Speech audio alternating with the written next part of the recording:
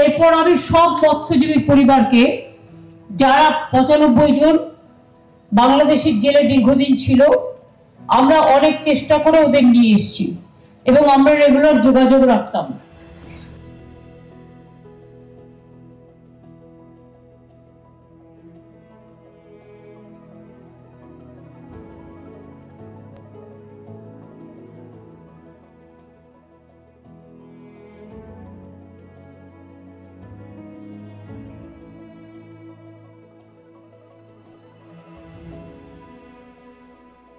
আমি যারা 95 জন জেল থেকে এসছেন তাদের সকলের হাতে, যেহেতু তারা এতদিন জেলে ছিলেন, আমি 10,000 টাকা করে তুলে দিচ্ছি। কবির দাস, অজিত কুমার দাস,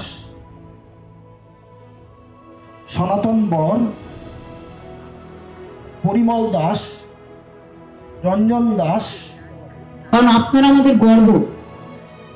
আজকে বলুন তো, আপনারা যারা এখানে এসছেন ফিরে, এবং আপনাদের পরিবার পেছনের দিকে বসে আছে,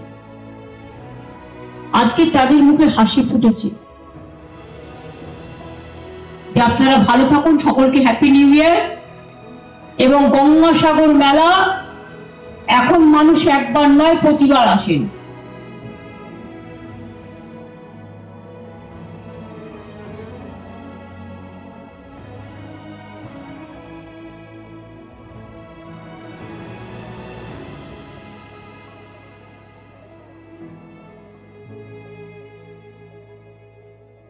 গঙ্গাসাগর মেলাকে জাতীয় মেলা কিভাবে করা যায়, আমরা যদি জীবনে আমাদের দল কোনো সুযোগ পায় কোনোভাবে, আমি বলি আমাদের সবাই, যে কোনো কেউ, কাজে আমরা সেটি করে দেখাবো।